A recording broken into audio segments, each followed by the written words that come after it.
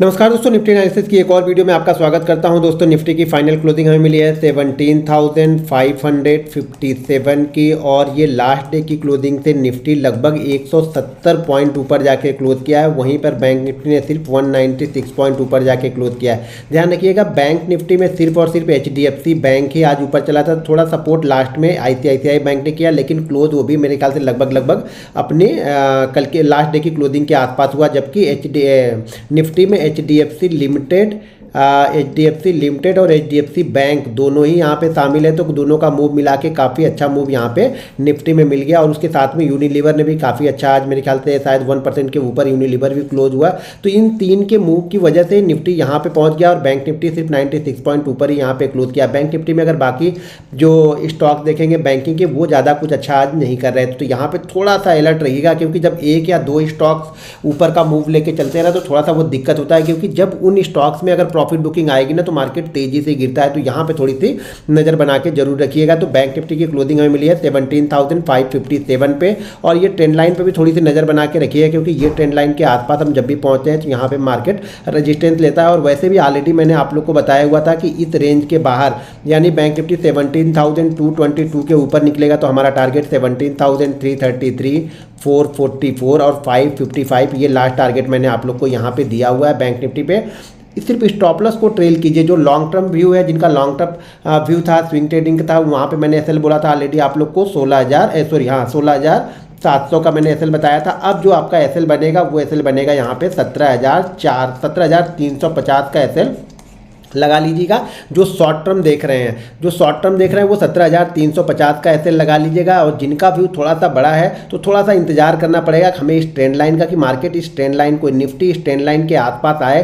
पहले तो मुझे यहाँ पे ना एक थोड़ी सी प्रॉफिट बुकिंग चाहिए, क्योंकि कंटिन्यू हम 16,900 से जा रहे हैं। ऑलरेडी हमने 600-700 पॉइंट का मूवमेंट यहाँ पे दे दिया, तो मुझे एक थोड़ी सी प्रॉफिट बुकिंग चाहिए। ये 100-150 पॉइंट का एक प्रॉफिट बुकिंग आ जाना, फिर ये मजा आएगा। जैसे ये निकालेगा फिर आपको एक बड़े मूवमेंट फिर से यहाँ पे देखने को मिलेंगे। तो जिसके पास लॉन्ग टर्म व्यू है, मेरे ख्याल से इस कैंडल का लो का एसएल लगा के आप रखिएगा क्लोजिंग बेसिस पे। और जिसका शॉर्ट टर्म व्यू है, उनका एसएल 350 के ऊपर का एसएल आप लगा के रखिएगा। मेरे ख्याल से 350 या 400 का भी लगा लेंगे। आज की जो कैंडल का लो है वो भी लगा के रख सकते हैं। अगर आपका शॉर्ट टर्म व्यू है कट जाएगा तो ठीक है। उसके बाद जब नई पोजीशन तब बनाएंगे जब यहाँ पे थोड़ा सा कंसोलिडेट करने के बाद इसको क्रॉस करेगा, तो आप नई पोजीशन यहाँ पे बना सकते हैं। एसएल फिर से वही आपका 17,400 का यहाँ पे लगाना पड़ेगा, क्योंकि एक अच्छा खासा मूवमेंट मिल चुका है। तो मैं यहाँ पे थोड़ा सा एक्सपेक्ट कर रहा हूँ कि पॉलिसी के बाद में थोड़ी सी प्रॉफिट बुकिंग यहाँ पे देखने को मिल सकती है। अगर मिल जाए तो अच्छी बात है, नहीं तो अगर इसी फ्लो में निकल रहा तो ऑलरेडी जिसके पास पोजीशन है वो पोजीशन यहाँ पे आप बना के रखिएगा, क्योंकि एसएल भी ऑलरेडी 350 और 400 कैसे लगा के रखेंगे। कटेगा तो ठीक है, नहीं कटेगा तो आराम से ऊपर की साइड में मूव यहाँ पे करते रहिएगा।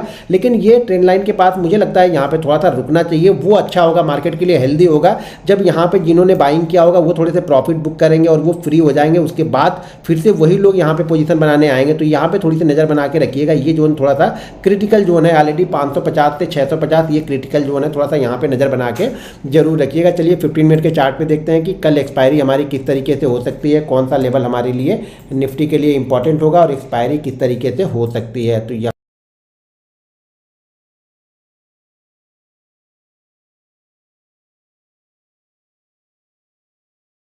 पे मैंने 15 मिनट का चार्ट लगा लिया, और 15 मिनट के चार्ट पे ध्यान से देखिएगा।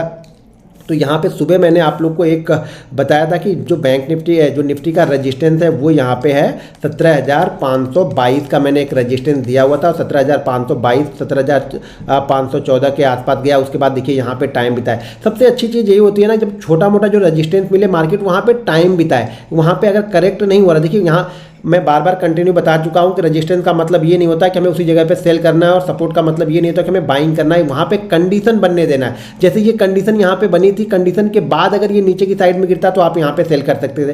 हायर एंड पे रेजिस्टेंस के आसपास मार्केट इसी लेवल को सस्टेन कर रहा है, तो जैसे इस लेवल को निकालता हम यहाँ पे बाइंग करते हैं। और प्राइस एक्शन कंटिन्यू सपोर्ट कर रहा है। प्राइस एक्शन कहीं पर भी आपको बोल ही नहीं रहा कि आपको यहाँ पे सेल करना है, क्योंकि प्राइस थोड़ा बहुत देखिए प्रॉफिट बुकिंग तो होगी ना, 10-20 पॉइंट का तो मूव यहाँ पे मिलता ही रहेगा, 50 पॉइंट का मूव मिलेगा, लेकिन कंटिन्यू आप आप प्राइस एक्शन को देखेंगे तो प्राइस एक्शन कंटिन्यू यहाँ पे क्या ऊपर की साइड का ही प्राइस एक्शन यहाँ पे चल रहा है, कभी भी हम पिछले लो को इंट्राडे में भी ब्रेक नहीं करे। तो ये नज़र बना के रखिए, काफ़ी इंपॉर्टेंट होता है अगर आप प्राइस एक्शन को फॉलो कर रहे हैं तो। हमेशा पिछला लो जब ब्रेक करेगा, जैसे प्राइस एक्शन कब बनता है, यहाँ से एक मूवमेंट बना, यहाँ से एक नीचे की तरफ आया, फिर वापस इस हाई को क्रॉस नहीं करता और वापस आके इस लो को ब्रेक करता, तब ये आपका प्राइस एक्शन बन चुका था नीचे की साइड में आने का। लेकिन देखिए यहाँ पे कंसोलिडेट करता। मैं बार बार कई दिनों से आप लोग को बोल रहा हूँ कि जब भी कोई डिप मिले ना, उसको बाइंग अपॉर्चुनिटी की तरह लो और उसको यूज़ करो। यहाँ पे कल थोड़ा सा अलर्ट रहिएगा, क्योंकि कल हमारी एक्सपायरी भी है और आरबीआई की पॉलिसी भी है, और उसके बाद फ्राइडे को हमारे यहाँ छुट्टी भी है। तो ये तीन चीज़ें हो रही। छुट्टी का मतलब भी ये होता है कि बहुत सारे लोग पोजीशन को ले जाना पसंद नहीं करेंगे, तो पोजीशन को अपनी स्क्वायर अप करके जाएंगे। तो मेरे ख्याल से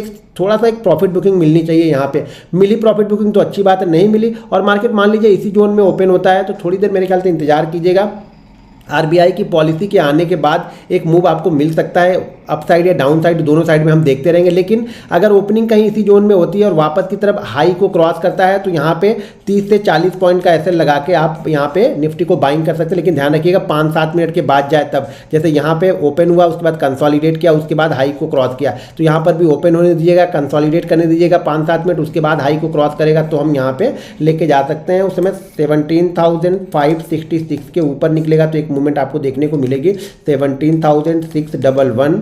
सेकेंड टारगेट होगा 17,644 का और थर्ड टारगेट होगा 17,688 का। तो इस पे नज़र बना के रखिएगा। अगर यहाँ पे ओपन होने के बाद में ऊपर की साइड में निकलता है तो नीचे की साइड में मैं थोड़ा सा इंतजार करूँगा। आरबीआई की पॉलिसी आने के बाद देखूंगा कि किस तरीके की मूवमेंट यहाँ पे बनती है, क्योंकि मुझे लगता है 17,875 एक इंपॉर्टेंट सपोर्ट होने वाला है ऊपर की साइड में। जब मार्केट ऊपर से नीचे की साइड में आएगा तो अच्छा मूवमेंट आपको तब मिलेगा जब मार्केट कहीं भी आरबीआई पॉलिसी के पहले मार्केट कहीं भी नहीं जा रहा हो, इसी जोन के अंदर में फंस गया हो। वो रेंज होगी 500 और 560 वाली रेंज के अंदर में कहीं पे मार्केट फंसा रहेगा। कब तक?